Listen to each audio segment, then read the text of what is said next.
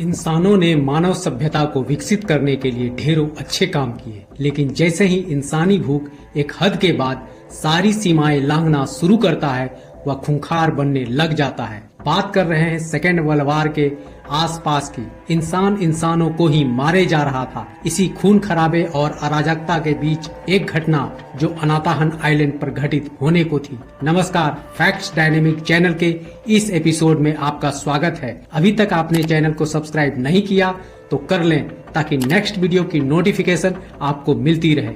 Video पर वापस आते हैं। द्वितीय विश्व युद्ध शुरू होने के कुछ दिन पहले प्रशांत महासागर स्थित मेरियाना आइलैंड का एक हिस्सा अनाताहन द्वीप, जिस पर कभी स्पेन का कब्जा हुआ करता था, कुछ समय बाद स्पेन ने इसे जर्मनी को बेच दिया। फिर बाद में जर्मनी ने भी इसे जापान को बेच दिया। जापान ने 1939 में इस द्वीप पर केले और नारियल की खेती की देखरेख के लिए जापान की ही एक स्थानीय कंपनी को कॉन्ट्रैक्ट पर दे दिया। इसी कंपनी में 22 वर्ष का सोइची नाम का एक लड़का सुपरवाइजर के तौर पर कार्यरत है। वही काजुको नाम की 16 वर्ष की लड़की, जिसके लिए कई लड़के दीवाने थे, उसने सबको ठुकराते हुए सोइची से शादी कर ली। दोनों पति पत्नी का समय बड़ा खुशी से गुजर रहा था। तभी इत्तेफाक से सोइची का ट्रांसफर अनाताहन द्वीप पर कर दिया जाता है। सोइची अपनी पत्नी काजुको के साथ द्वीप के लिए रवाना होते हैं। साथ में मिसामी को, जिसे सोइची का बॉस बनाकर भेजा जाता है। इन लोगों के अनाताहन आइलैंड पर पहुंचने के कुछ समय बाद ही युद्ध का माहौल शुरू हो जाता है। युद्ध के भय से सारे किसान मजदूर जो खेती का काम कर रहे थे, इस द्वीप को छोड़कर भाग जाते हैं। अब इस 7 किलोमीटर लंबे और 4 किलोमीटर चौड़े सुनसान द्वीप पर मात्र 3 लोग ही हैं, सोइची, उसकी पत्नी काजुको और सोइची का बॉस मिसामी। चूंकि इस टापू पर खाने पीने की कोई कमी थी नहीं, इसलिए इन तीनों का जीवन बड़ा सहज ढंग से चल रहा था। अमेरिका ने जापान पर हमला कर दिया था। लगातार अमेरिकी बम वर्षक विमान बमबारी करते जा रहे थे। ऐसे में सोइची को अपने बहन की याद आई, जो एक दूसरे द्वीप पर अपने परिवार के साथ रह रही थी। वो टापू कुछ ज्यादा ही खतरनाक स्थिति में था। उसे अपने बहन की चिंता सताने लगी थी। सोइची अपनी पत्नी से यह कहकर चला जाता है कि वह अपनी बहन को लेकर जल्द लौट आएगा। सोइची को गए हुए अच्छा खासा दिन बीत चुका था। ना तो सोइची लौटा, ना तो उसकी खबर आने का कोई साधन। इस स्थिति परिस्थिति में काजुको और मिसामी का भी समय गुजर रहा था। लेकिन जहाँ एक सुनसान बियाबान टापू और 2 लोग, वो भी एक पुरुष और एक लेडी, दोनों में स्वाभाविक तौर पर नजदीकियां बढ़ने लगती है और दोनों को एक दूसरे से प्यार हो जाता है। सोइची का भी कुछ अता पता नहीं, वह आएगा या कि नहीं, कुछ कहा नहीं जा सकता। ऐसे में दोनों का समय पति पत्नी की तरह गुजरने लगता है। इस तरह कई महीने गुजर जाते हैं। 12 जून 1944 को जापानी सैनिकों से भरा एक जहाज आइलैंड के बगल से गुजर रहा था। तभी अचानक अमेरिकी बम वर्षक विमानों ने जहाज पर हमला कर दिया। इस अचानक हमले में जहाज के बहुत सारे सैनिक मारे जाते हैं। जैसे तैसे किसी तरह से 31 सैनिक समंदर में तैरकर अनाताहन द्वीप पहुंचते हैं और अपनी जान बचाते हैं। ये सभी सैनिक एकदम से यंग थे। इनकी उम्र 16, 20, 22 और 23 के करीब थी। सभी सैनिक इतने बड़े आइलैंड पर कई दिन तक इधर उधर भटकते रहते हैं और इस आइलैंड पर उगने वाले फल खाकर गुजारा करते हैं। कई दिनों तक भटकने के बाद सैनिकों का सामना अचानक काजुको और मिसामी से हो जाता है। ये सैनिक इन लोगों को इस सुनसान टापू पर अकेले देखकर भौचक्के रह जाते हैं। मिसामी इन सैनिकों को देखकर पहचान जाते हैं कि अरे, ये लोग तो अपने ही देश के सैनिक हैं। ये 31 सैनिक भी जब ये जानते हैं कि ये लोग भी जापानी हैं, तो सभी आपस में बड़े खुश हो जाते हैं और आपस में एक दूसरे का अभिवादन करते हैं। मिसामी और काजुको इन सैनिकों को अपना खाना देते हैं और बताते हैं कि इस आइलैंड पर किस तरफ क्या है, खाने के लिए कौन कौन से फल हैं, मछली कैसे पकड़ सकते हैं। ये दोनों इन सैनिकों की पूरी मदद करते हैं। ये लोग चूंकि एक ही देश के थे, इसलिए धीरे धीरे इन लोगों में काफी अच्छी दोस्ती हो जाती है। अब इस आइलैंड पर कुल मिलाकर 33 लोग हैं। धीरे धीरे कुछ इस तरह वक्त बीतता जाता है, लेकिन समय के साथ अनहोनी का एक बीज दबे पांव इनके अंदर अंकुरित होने लगता है, जो बेहद खतरनाक रूप में बड़ा होता जा रहा था।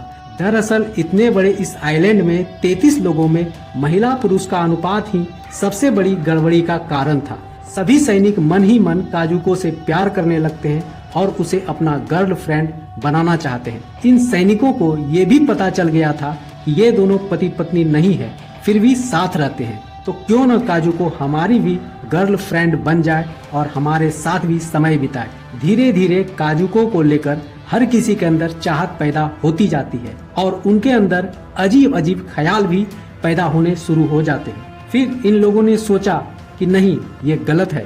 फिर सबने मिलकर आपस में एक फैसला किया कि काजुको और मिसामी शादी कर ले, ताकि हम में से कोई भी काजुको को बुरी नजर से ना देखे।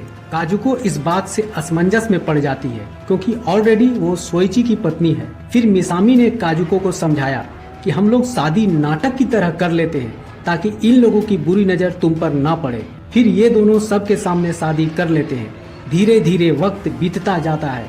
अगस्त 1946 को अमेरिका का एक प्लेन क्रैश होकर अनाताहन द्वीप के किनारे गिर पड़ता है। एक दिन दो सैनिक उसी तरफ टहल रहे थे, तभी उनका ध्यान प्लेन के मलबे पर पड़ता है। मलबे के ठीक पास दो लाशें पड़ी हुई हैं और बगल में दो बंदूकें भी पड़ी मिलती हैं। और तहकीकात करने पर उन दोनों को 90 राउंड बुलेट भी पड़ी मिलती है।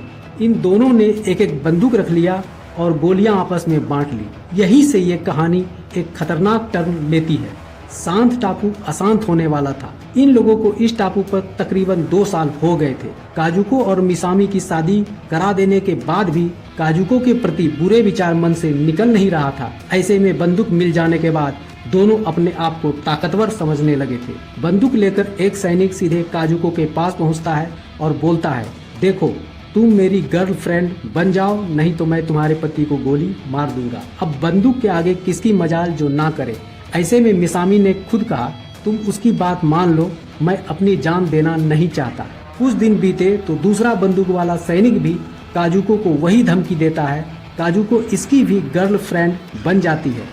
बंदूक की दम पर ये जब चाहे तब मनमानी करने लगते हैं। एक दिन ये दोनों सैनिक आपस में ही लड़ पड़ते हैं और गोली चला देते हैं। इस झड़प में एक मारा जाता है। अब इकलौता सैनिक जिसके पास दोनों गन है, अपने आप को राजा मान बैठता है। अब इस आइलैंड पर उसी की हुकूमत चलती है। इस बीच में दो और लोगों की मौत बड़े रहस्यमय ढंग से हो जाती है। पता चलता है एक की मौत गला घोटने से और दूसरे का हाथ की नस काट लेने से हो चुकी है।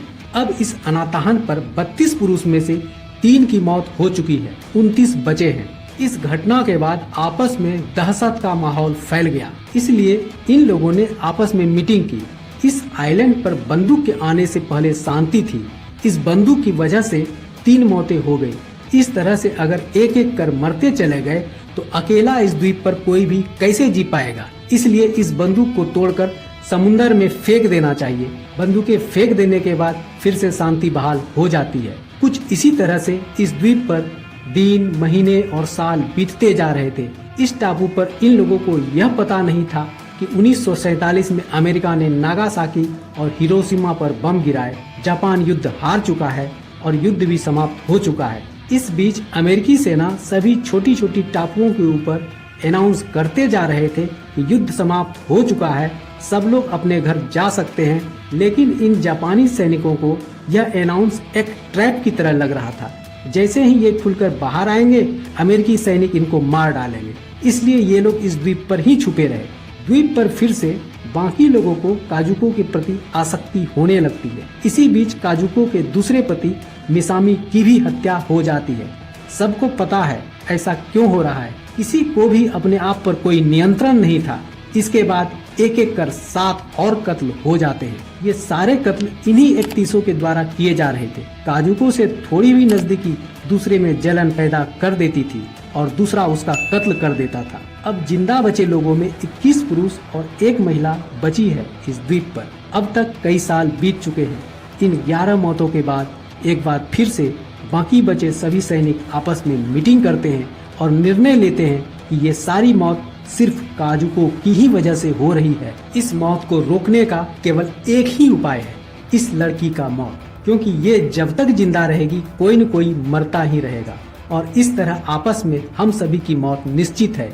इसलिए काजुको को ही मार डालना चाहिए। इस निर्णय में सभी ने सहमति दे दी, लेकिन इनमें से एक सैनिक काजुको से बहुत प्यार करता था। वह इस फैसले से बहुत ही निराश हो जाता है और चुपके से छिपकर वह काजुको को सारी बात बता देता है। काजुको यह सुनते ही जान बचाने के लिए भागती है।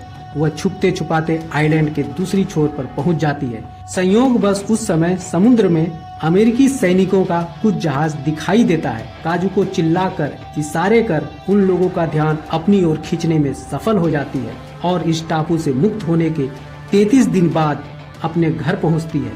बाकी सैनिक काजुको को ढूंढते रहे। वे लोग हैरान थे कि आखिर काजुको चली कहाँ गई। इधर जापान पहुंचने के बाद काजुको बताती है कि 1944 से ही वह उस द्वीप पर फंसी हुई थी। वहां अभी भी 21 सैनिक फंसे हुए हैं और किस तरह से वहां 10 सैनिकों की जान गई और उसके पति के बॉस मिसामी की भी मौत हो चुकी है। इन सैनिकों के परिवार वालों को जब ये पता चला कि वे जिंदा हैं, उनके परिवार वालों में खुशी की लहर दौड़ गई। अनाताहान पर अभी 21 लोग जिंदा हैं।